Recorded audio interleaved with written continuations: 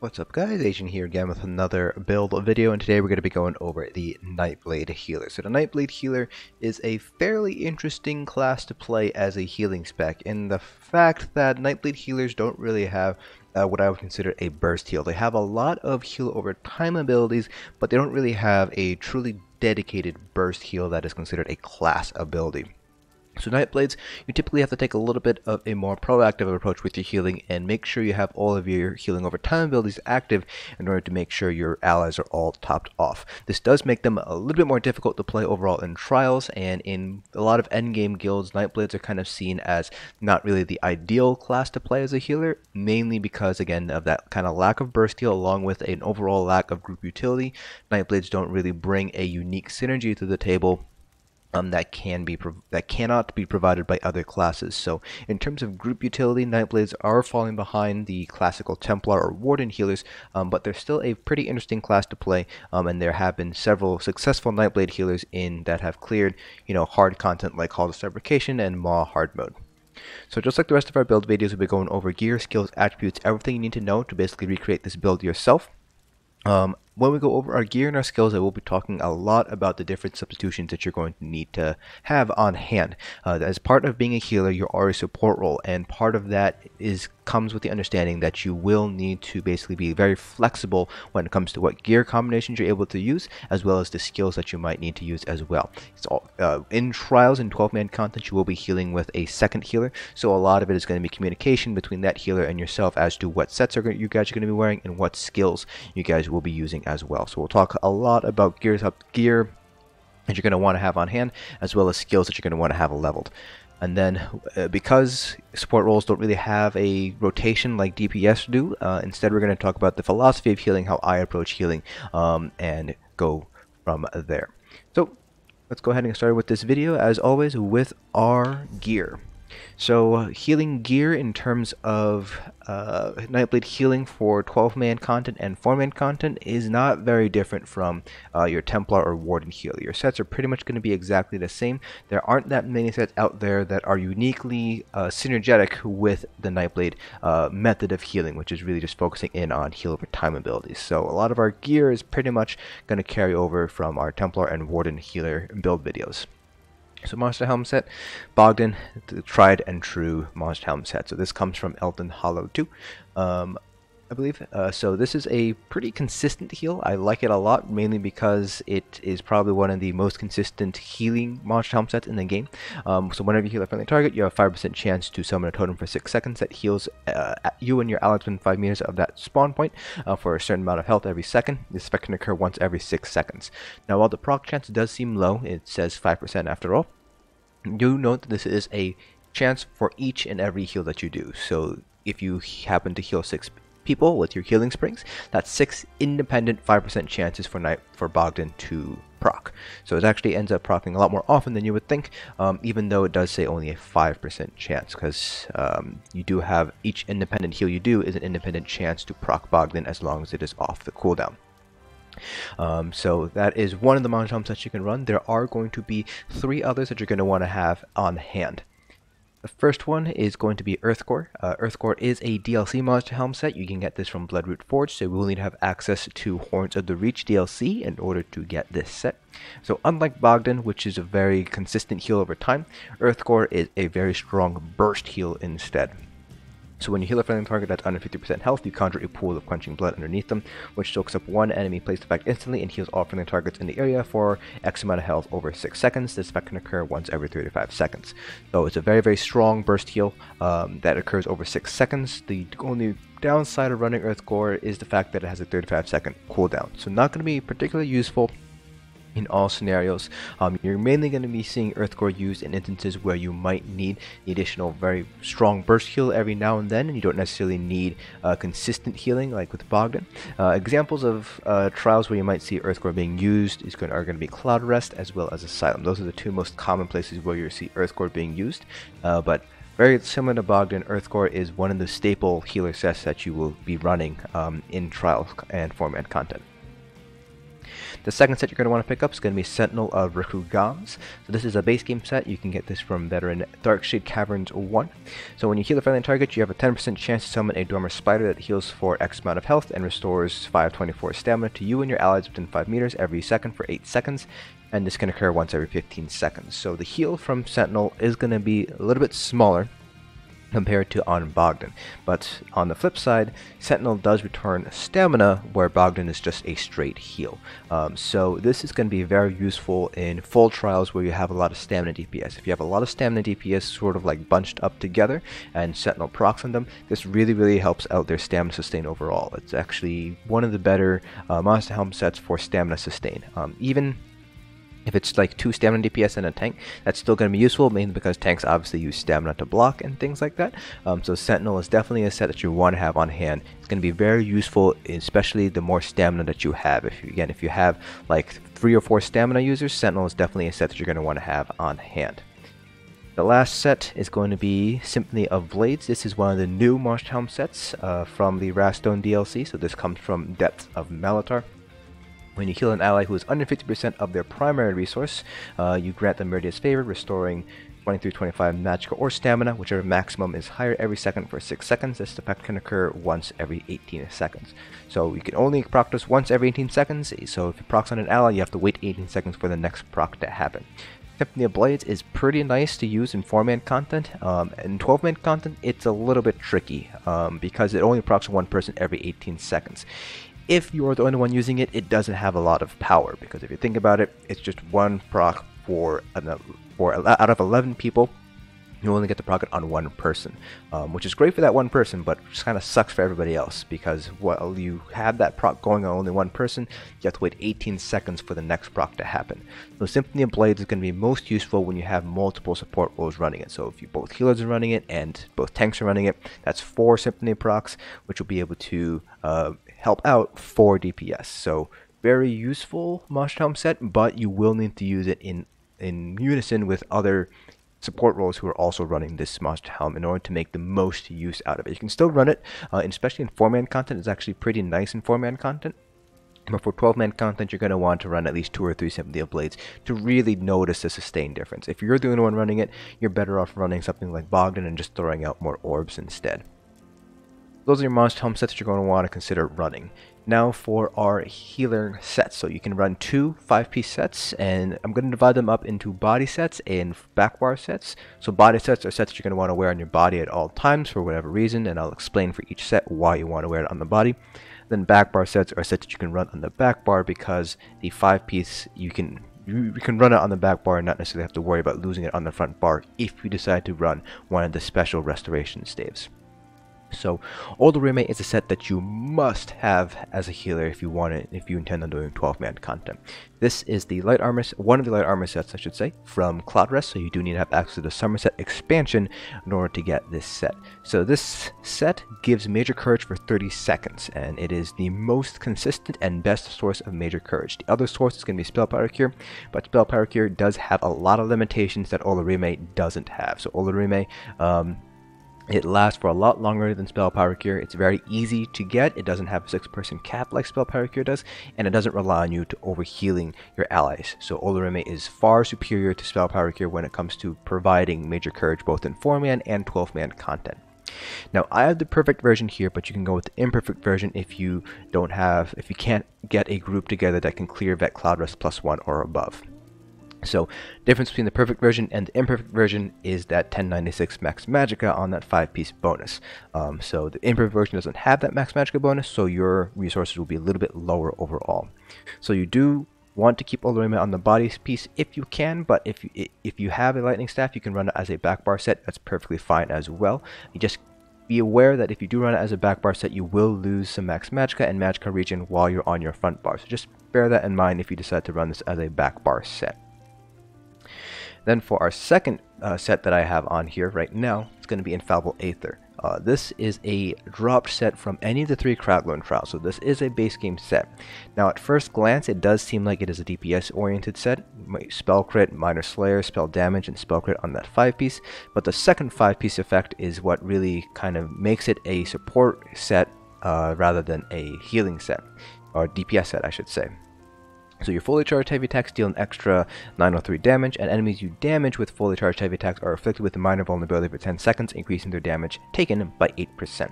Now the wording says fully charged heavy attacks, but doesn't have to be fully charged, at least for the minor vulnerability portion, which is what we're most concerned about here. As long as you are channeling your heavy, you will be able to apply minor vulnerability to whatever you are attacking at that moment. So minor vulnerability is a very strong debuff to have on hand.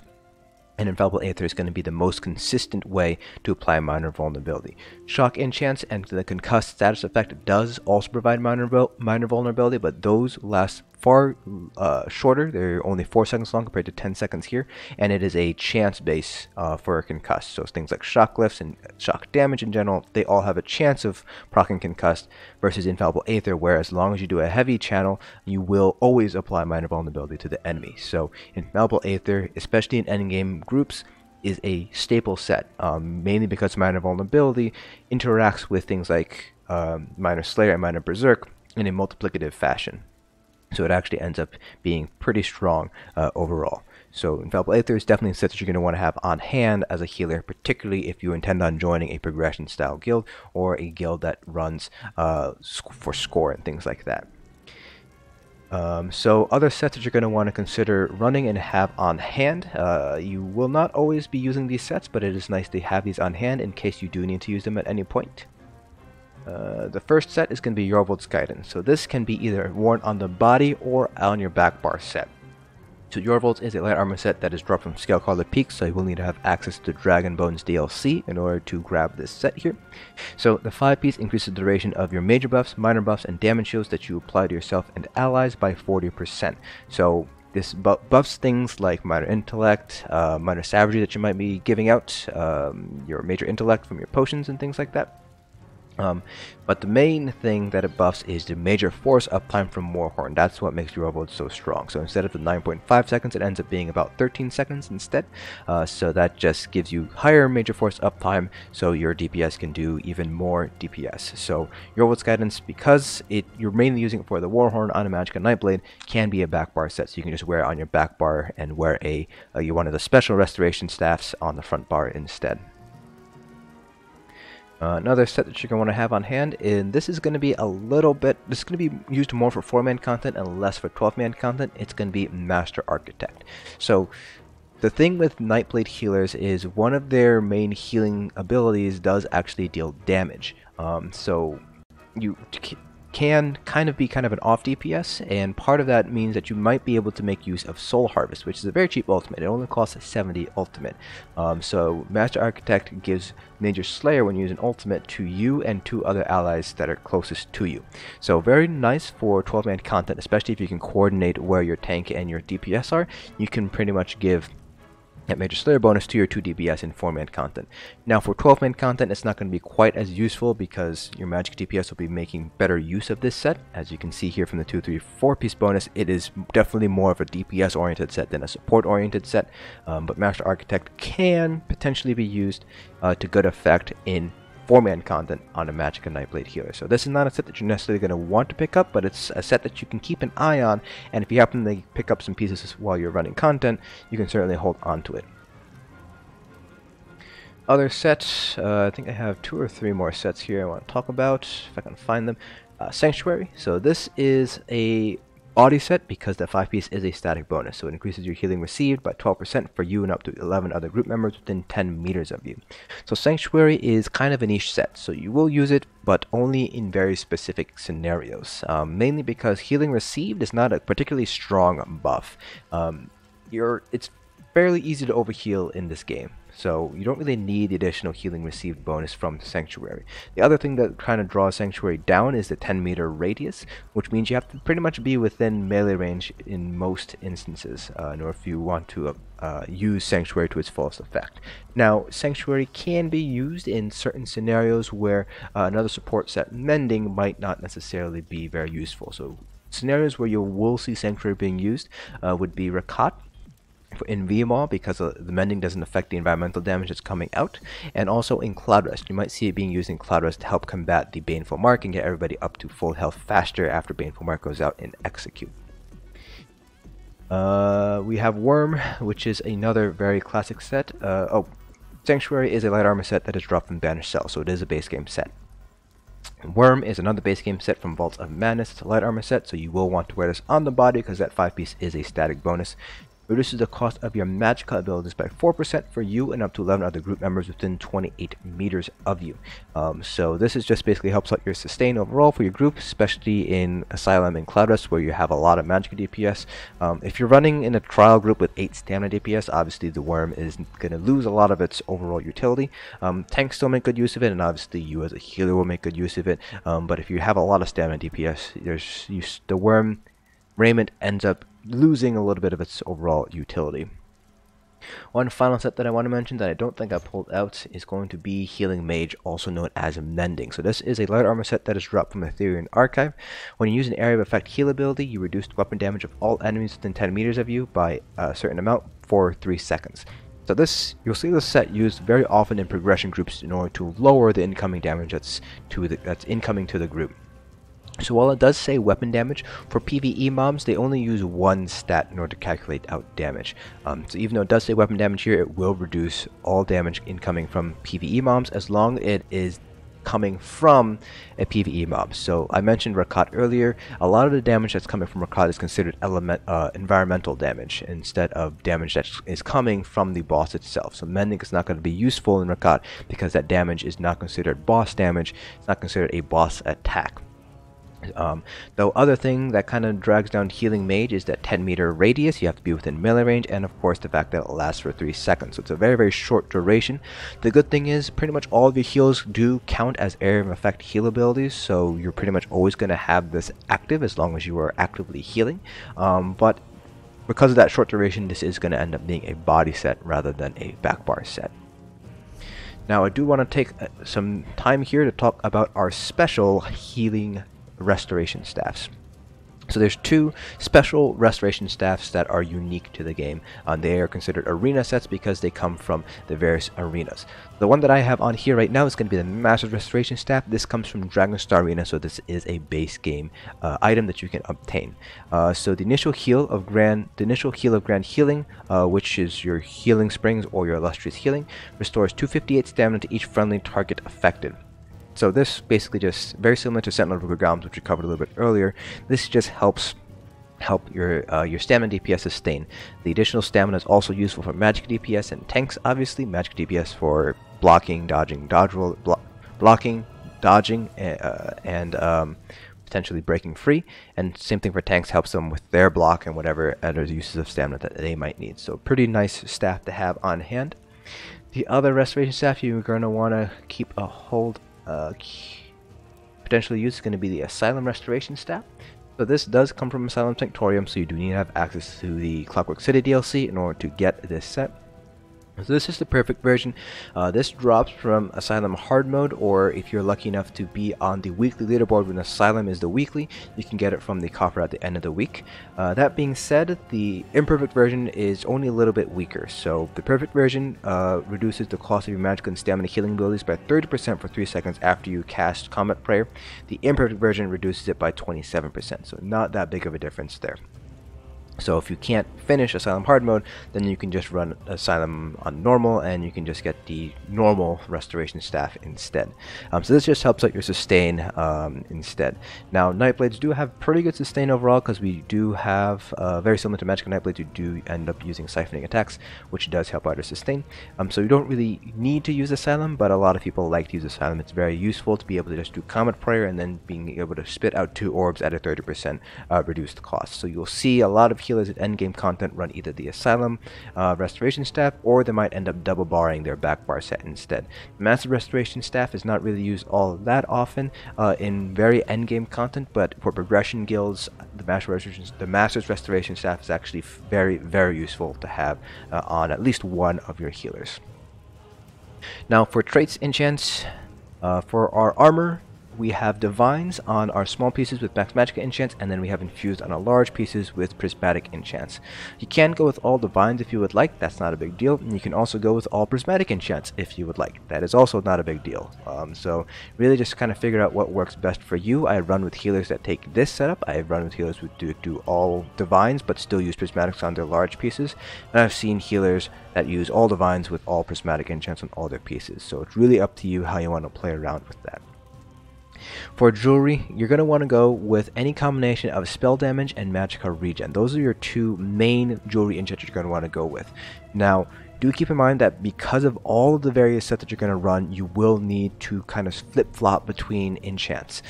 So if you're running, let's say, Jorvuld's Guidance and Olorime, you have 4 magicka regen armor bonuses there. So you don't need to run as much magicka regen if you are running something like Jorvuld's and Olorime.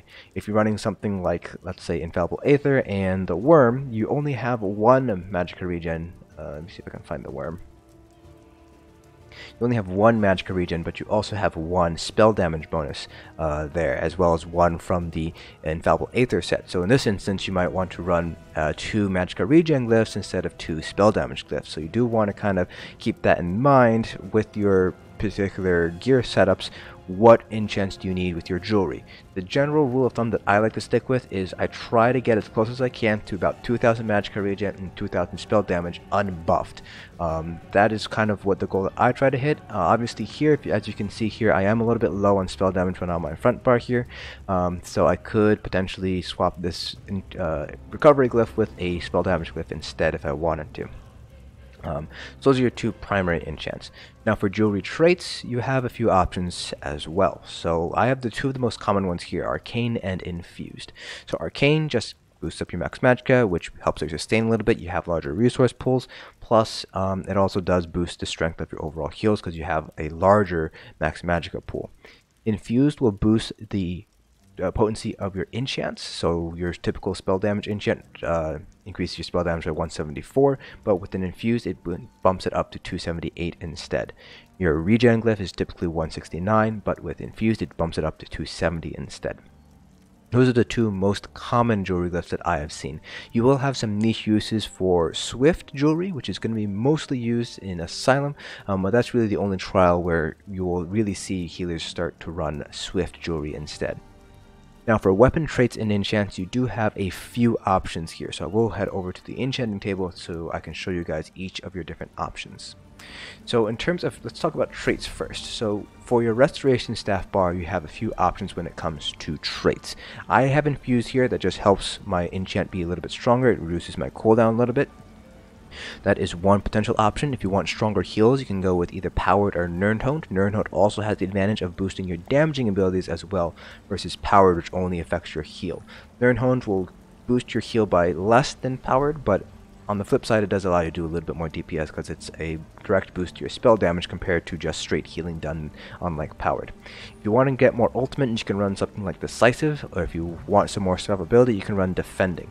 So the most popular options that I have seen healers run are usually going to be Powered and Infused. Those are the 2 most common traits that you'll see. But Nirn Honed, Decisive, Defending, those are all potential options that you might want to consider running. So you don't necessarily need to transmute if you happen to get those traits. For your back bar, this really boils down to 2 primary traits. It's either going to be Infused or it's going to be Charged, and that's because I don't have the proper enchant, but typically you will have your shock glyph on your back bar. So you want the shock glyph on your back bar because this is the bar that you're going to have Blockade down on, so this is always going to, that Blockade is going to help proc your shock damage enchant. Now, the shock damage enchant will have a certain percentage chance to proc Concussed. Concussed is a prerequisite for the off-balance status effect. Now for mini trials, so Asylum and Cloud Rest, where you have a lot of magicka DPS, off-balance is not going to be quite as important, but for trials where you have a lot of stamina DPS, off-balance is going to be very important for their increased DPS because all stamina DPS run the Exploiter CP passive, which boosts your damage done by 10% while the enemy is off balance. So you want to make sure you have that shock damage going to help proc Concussed Concuss also has minor vulnerability attached to it, so this helps your minor vulnerability uptime, but it's mainly for that concussed in order to maintain your off-balance uptime. So the shock glyph is going to be your go-to glyph on your back bar, your lightning staff bar. So you can go with Infused to get more DPS out of it, as well as more procs, so you're able to get more chances to proc Concussed, or you can go with Charge, which pretty much boosts the chance of applying Concussed pretty much all the way, almost up to 100%. I believe it maxes out at 88% there with the Charge and the Destro staff passive there, so pretty much 100% there. The downside is with Charged is that you still have the 4-second cooldown instead, so you pretty much have to make sure your Blockade is up at all times. Infused will cut it down to 2 seconds instead, so you have a little bit of leeway that way. And as well as for your front bar enchant, you have a few options here. So Absorb Magicka is nice if you do need the additional sustain, but you do have a few options. So the next most common option that I've seen is a weapon damage glyph. This will improve your spell damage, so you have stronger heals. I have also seen weakening glyphs too. I see this more often with progression style guilds. This acts very similarly to Mending, where it reduces the incoming damage to help your group survive a little bit more. You might also, and this is going to be very, very dependent on the group, you might also need to run Crushing instead. So with the changes to the one-handed enchants are now half as strong as they used to be. Tanks are now running Crusher on their back bar. However, it's definitely a bit of a shift for a lot of tanks in the game. So while your tanks are learning to maintain their Blockade uptime on their back bar to maintain their Crusher enchant, you might need to run Crusher as well to help offset that sort of downtime of Crusher. So just be prepared, you might need to run Crusher. I have not seen it being used all too often. Mayflower is doing it right now because the tanks are running minor breach poisons instead for Cloud Rest, but depending on your specific group, you might not need to run Crusher, so just something you want to keep in mind there. Alright, so that is pretty much it for gear. So now let's go ahead and go over our character sheet here. So I am in Breton. Bretons are going to be one of the best races for healing, if not the best race. They get 2000 max magicka, 100 magicka regen, and they get 7% cost reduction on any magicka ability. So very, very strong sustain with the Bretons. You pretty much never have to worry about magicka as a Nightblade Breton healer. The other race that you might want to consider running are going to be the Argonians. So they get 1000 max magicka, 1000 max health, and they get 6% additional healing done. So pretty strong traits overall. Health for survivability, magicka for additional healing strength, and then of course you have the healing done. So they're very strong healers. They also have the resourcefulness passive, which whenever they drink a potion gives back 4000 magicka health and stamina. So they have a little bit of a sustain bonus there in that way. If you also want to do a little bit of DPS on the side, so let's say you want to be a healer and then maybe you want to swap over to DPS at some point, you can also run as either an Altmer or a Dunmer, the High Elves or the Dark Elves respectively. The High Elves get 2000 max magicka and do 58 spell damage, so you do have a lot of additional healing strength there, but you have no sustain. Similarly with Dark Elves get 1875 max magicka and 258 spell damage, so they also get a nice amp to their overall healing, but they get no sustain bonus. One last race that you might want to consider that is an option, but I personally don't recommend it, is going to be the Khajiits. So the Khajiits get 825 max magicka, health, and stamina, and they get 85 magicka regen, 85 stamina regen, 100 health regen, and they get 10% additional crit healing done, which is very difficult to obtain. It's pretty much limited only to CPs at this point. So you do have a little bit of additional healing strength that way. Again, Khajiits, I don't personally recommend it just because it doesn't provide quite as much utility as the Bretons, doesn't provide quite as much strength as the High Elves. But very similarly to High Elves and Dark Elves, if you want to also DPS on the side, Khajiits are not a bad choice. But I just wouldn't necessarily recommend it if you're going for pure healing. Now for attributes, I have all of my points into max magicka here. If you want to put a few more points into health to increase your survivability, by all means you can go ahead and do so. Just keep in mind the more points you put into health, the less max magicka you have, which will end up cutting into your maximum heals overall. So don't put too many points into health. I personally would not put more than 10 points into health. We are using the Ritual as our Mundus to increase our healing done. This allows us to spec a little bit more into magicka regen instead, because now we have additional healing done. The other Mundus option is going to be the Atronach, which increases your magicka regen. So if you decide to go with the Atronach Mundus instead, you can spec a little bit more into spell damage because now you don't have to worry as much with your regen. For food, we are running Clockwork Citrus Fillet, so we get the health, we get the magicka, and we get the magicka regen. So if you're going to be using Clockwork Citrus Fillet or Witchmother's Potent Brew, which pretty much gives you the exact same bonuses just without the health recovery, you will need to have Prismatics in order to get up to an acceptable health level. So I'm at 18,000 max health here, which is pretty good for trial content, but if I did not have those Prismatics, then I would be at a lower health threshold. So only use Clockwork or Witchmothers if you have the Prismatic enchants on your large pieces.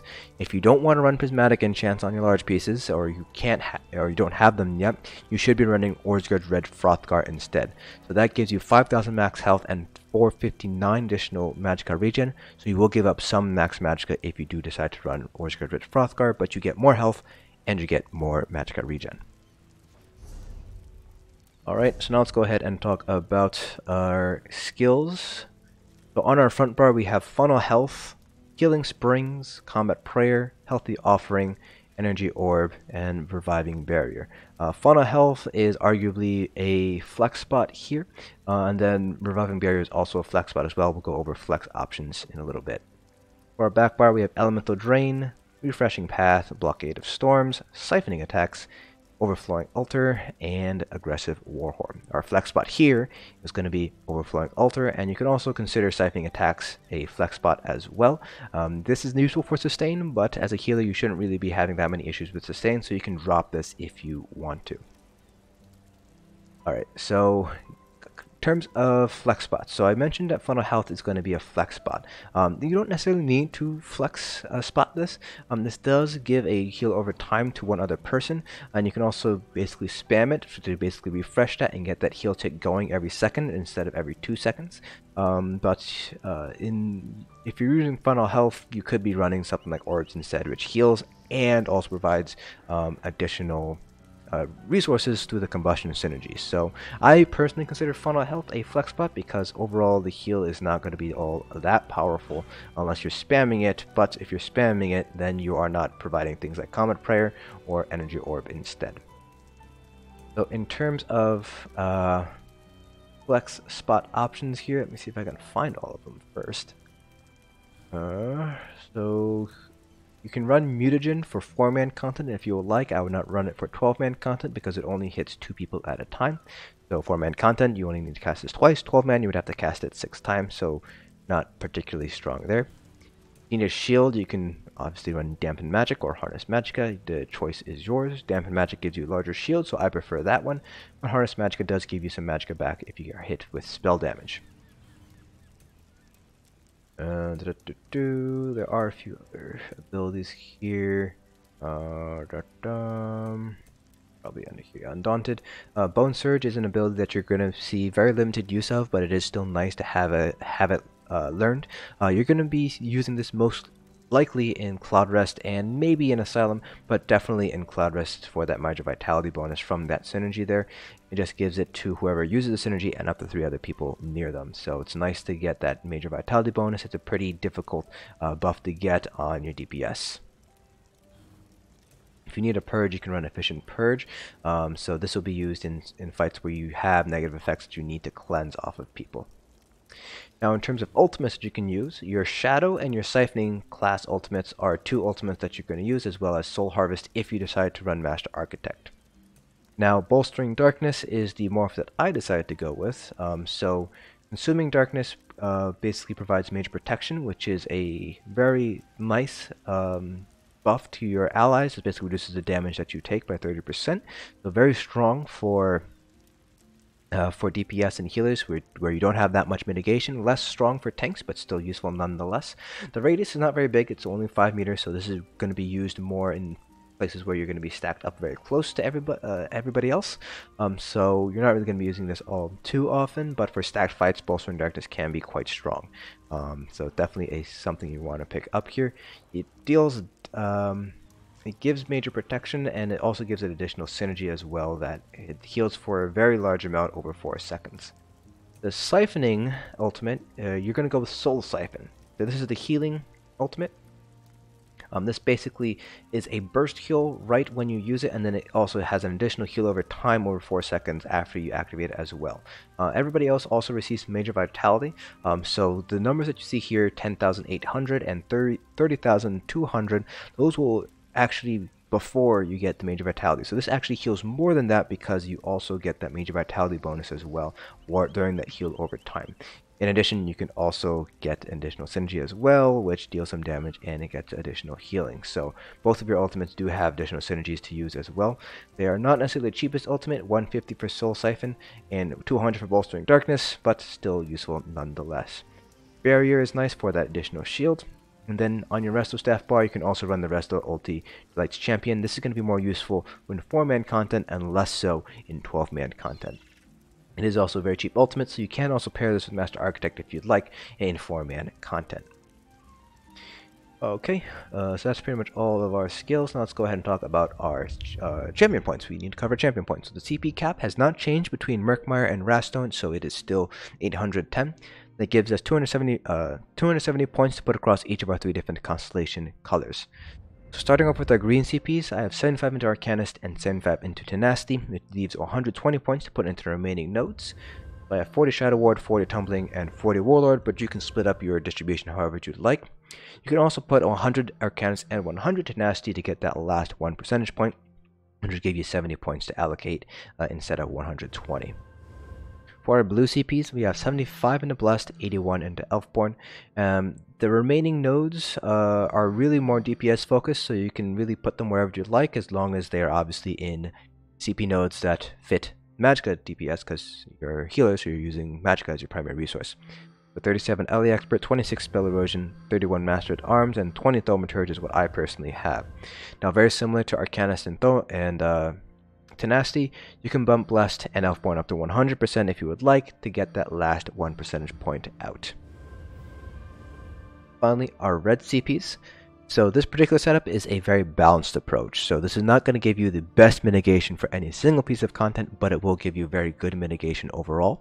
So if you do want to maximize mitigation, you will need to kind of shift your red CP points around for that specific trial. So I have 81 Ironclad, 61 Thick Skin, and 64 into both Hardy and Elemental Defender. Alright, so now that we have talked all about all the build information that you could possibly think of, let's go ahead and talk about the philosophy of healing.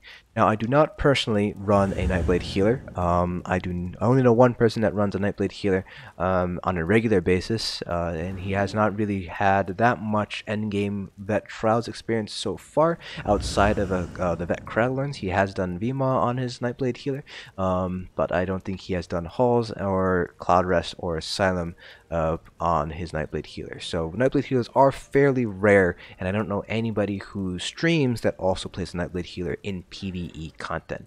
So this is going to be coming more from the Templar Warden healer side, because those are the only 2 classes that I've ever healed on, outside of the occasional DK healer just for shits and giggles. So as a Nightblade healer, your main quote burst heal is going to be Healthy Offering. So this is not a particularly strong burst heal compared to something like Breath of Life or the Mushroom heal, but it is still a pretty nice burst heal. So it heals for 11,500, but the downside of running Healthy Offering is you do end up losing health over 8 seconds when you cast it. So you can see here that it does have a health cost associated with it of 3907. Now, even though it does drain your health, you can still heal through it. It doesn't affect the healing done. In fact, while you have this drain happening with Healthy Offering, you gain Minor Mending. So, contrary to popular belief, you do want to make sure Healthy Offering is going on at all times, so that way you have that Minor Mending buff. This is your source of Minor Mending. Yes, you will end up losing a little bit of health, so 3907 health. That, in terms of the amount of health that I have, is about 25%, a little less than 25% of my overall health. So that is something you do want to keep in mind. But again, you can heal through it, and it's actually very easy to heal through it because it's 3907 over 8 seconds. So it's actually not that big of a tick per second.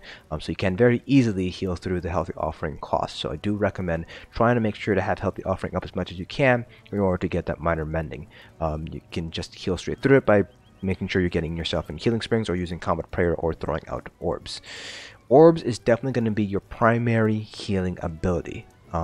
it is the strongest heal in the game in terms of raw heals per second done, as long as nobody's popping the orb, of course. Even if they do pop the orb, you still get something out of it because they are gaining 3960 magic or stamina. They're getting resources back. So I always try to make sure I have an orb out on the field at all times. 1 for the heal, and 2 in case anybody happens to need resources and they're off the cooldown synergy. The synergy cooldown, they can just pop the orb right away. So again, energy orb is going to be your primary heal over time ability that you want to keep up because it's such a powerful heal as long as the orb is out. Plus, it does return resources, so you just want to make sure you have that going at all times. So Combat Prayer. This is a weaker burst heal, but it does provide Minor Berserk, Minor Resolve, and Minor Ward. So the big buff that you're getting out here is that Minor Berserk, which increases damage done by 8%. So you want to make sure you're catching your DPS in Combat Prayer, so that way they can get that buff for 8 seconds. Now, Healing Springs, you're not really going to be using all too often. You're really going to be using this when you have a lot of constant damage coming in that you might not necessarily be able to out-heal with orbs, because people might be popping them, and orbs does take some time to travel. So Healing Springs is going to be more used when you're taking constant incoming damage rather than the occasional burst of damage here and there. So if you're running the Master Restoration Staff, you might want to be using Healing Springs a little bit more often. You can go with the other morph if you can sustain it, so that's Illustrious Healing instead, which will allow you to stack a little bit more of them on top of each other. So Healing Springs you can stack up to 3, but Illustrious Healing can stack up to 4. So you do get a little bit more heals out of Illustrious Healing that way. Now on your back bar, your thought that you want to maintain is going to be Blockade for your enchant. So we already talked about the shock damage enchant and how important it is for off-balance uptime, so make sure you have Blockade now. Ellie Drain, obviously for the minor Magica still, want to try to keep that up. And then you have Refreshing Pass. So this is another heal over time that you can lay down on your allies. This lasts for about 12 seconds. So really nice heal over time. So if you lay that down, you're able to get that heal over time every second. So pretty nice heal over time ability to try to maintain as best you can. You don't necessarily need to run it. Again, your primary heal is really going to be coming from Orbs, Combat Prayer, Healthy Offering every 8 seconds, and then Healing Springs every now and then. If you are running Overflowing Altar, just make sure to lay it down for the minor lifesteal. It also provides a very huge heal through that Blood Feast synergy. And then if you are running Siphoning Attacks, then try to maintain it. You don't necessarily need to maintain it if you don't want to, but if you are running it, is nice to have that additional resource return through Siphoning Attacks there. Again, it is kind of difficult to explain healing without actually healing something on a Nightblade healer, but I don't have a Nightblade that is spec'd out to heal, so unfortunately, and I mentioned this earlier, I don't really know anybody who streams on a Nightblade healer regularly, so unfortunately I don't really have anybody that I can kind of point you guys to if you want to check out Nightblade healing in a PvE scenario. So that is pretty much it for this build video. Hopefully you guys found this informative. If you guys have any questions or comments, please feel free to leave them down in the comment section below, and I'll try to answer them to the best of my ability. So again, hope you guys found this informative, and I'll see you guys in the next dungeon.